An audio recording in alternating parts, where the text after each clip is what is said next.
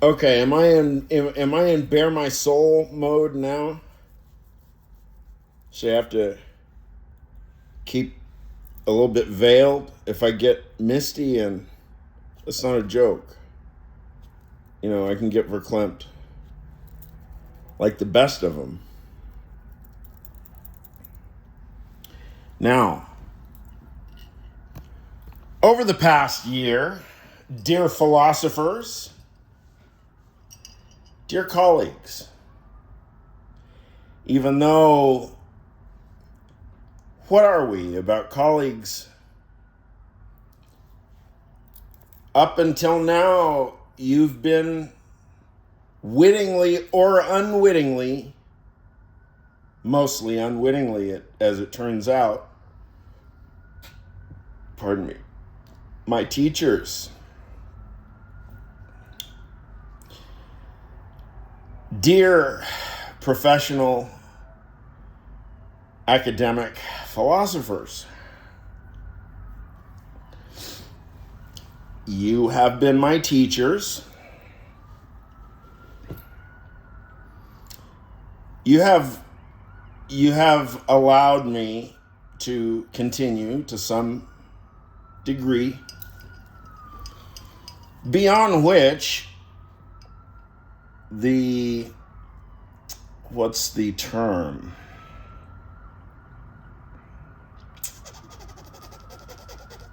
It's not cost benefit, it's the risk payout ratio or something. It's the diminishing returns. That seems to be it. There seems to be, in this case, a diminishing returns principle afoot, such that it's not real easy for me to be see, I'm getting verklempt. It's not easy for me to be taken up as a serious student. I am a shitty writer, and I'm scatterbrained. I am a scatterbrained, absent-minded, always digressing, like always opening parentheses, humble professor type.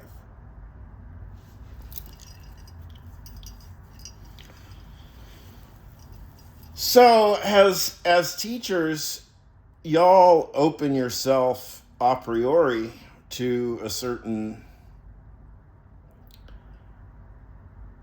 voyeuristic surveillance principle, because there's always a few people scattered here and there that actually do get pretty into your work.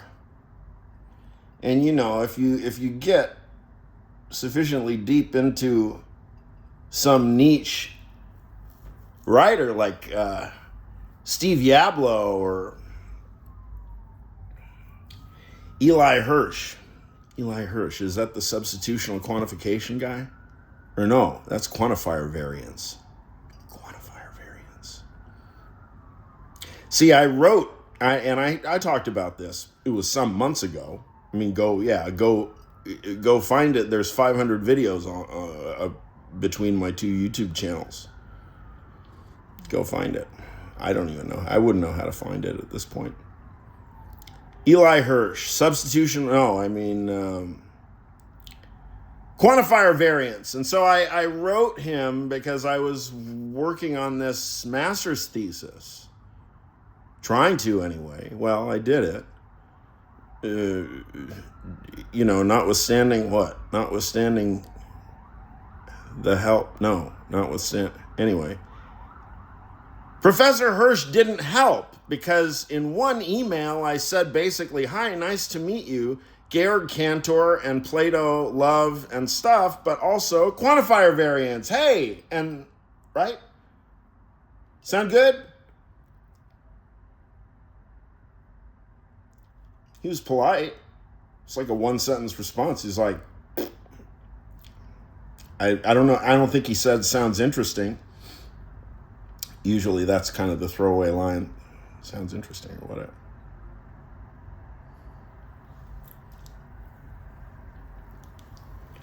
So you see, I just kind of can't keep my mouth shut, you know, because I get too bit, and then I speak too fast and I can't finish my sentences.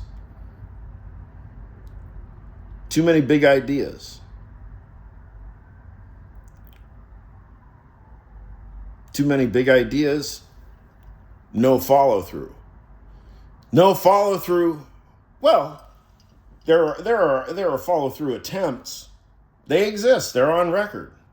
Go dig out my papers, dear professors.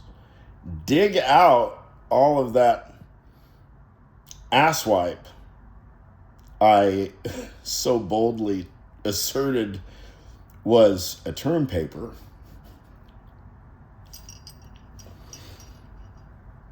Hey, don't look at me. Come on, I'm a student. I'm still learning.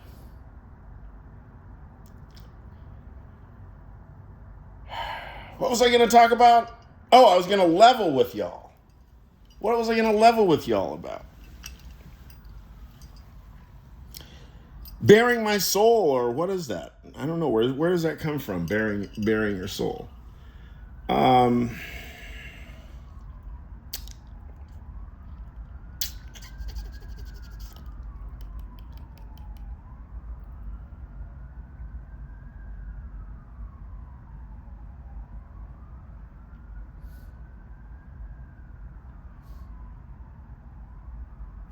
See, dear professors, I draw your attention, and now I do feel a little bit also, what's the word I'm looking for?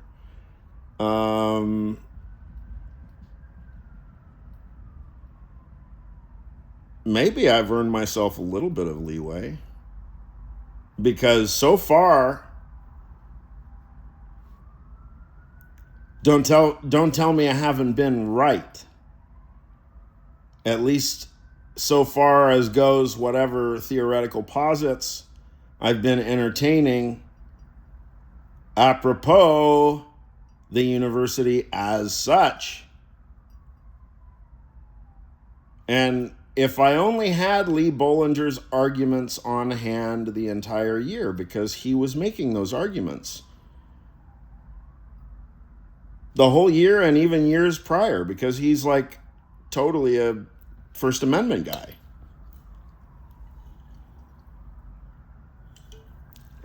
I tell you, if nothing else, I need a contract with Red Bull. I mean, not for the money, just for the religion of it, These guys, how you can give Coca-Cola a run for their money. This is impressive.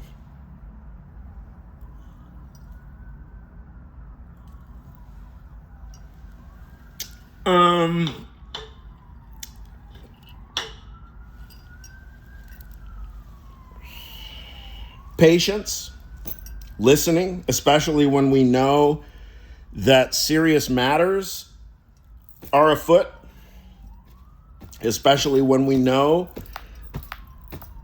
that the one who is speaking holds themselves to the appropriate standard of first principles inquiry.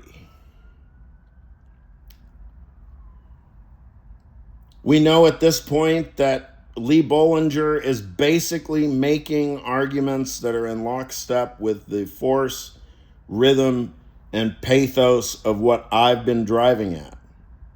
But he's got the street cred. He's a pro-academic.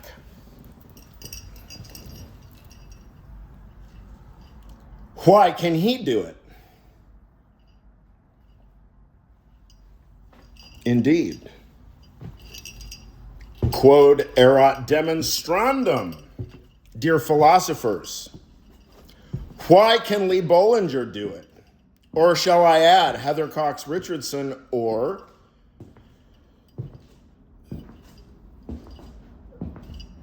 Joanne Freeman? Joanne Freeman.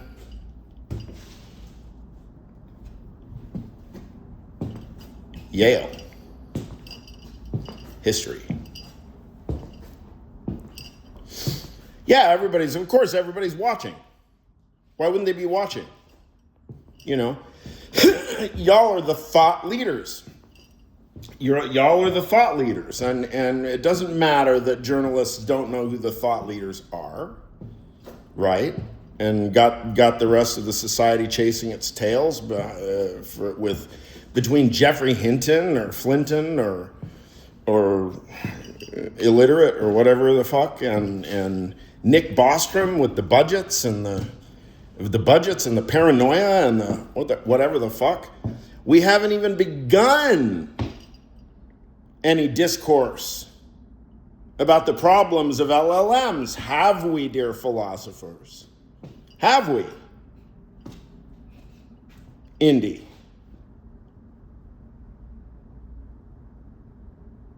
Have we? Come on, don't believe all that superstition. Don't get confused. I'm not talking about occultism. No. Indiana Jones was what? Was he a cultural anthropologist? No, he was an archaeologist. Indiana Jones was an archaeologist.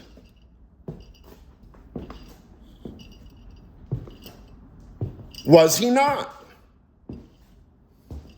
Is he not? You know, we've got a fictitious discourse thing going on here because we're not talking about Harrison Ford. We're talking about Indiana Jones, amongst other things.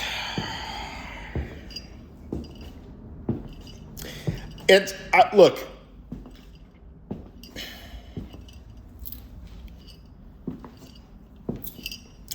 my motives are Platonic and Kantian, right? I'm a student of philosophy.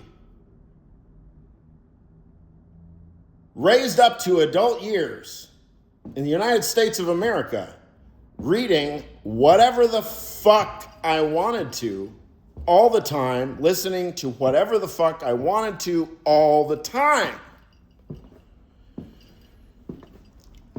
That is threatening to no longer be possible.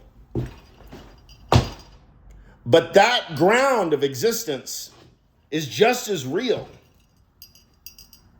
That ground of existence is just as real as anything that I might get from my mother or father,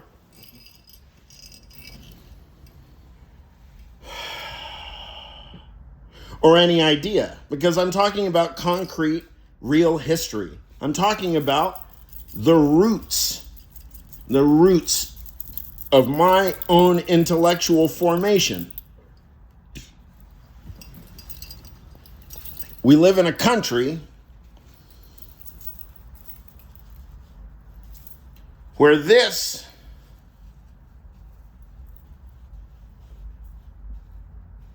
signifies not contraband, not something offensive,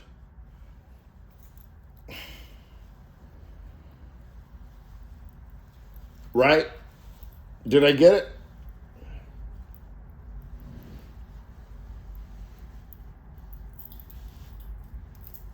Not something offensive, but rather Throbbing Gristle indicates a classical, historic, industrial band from the UK. Not only an industrial band,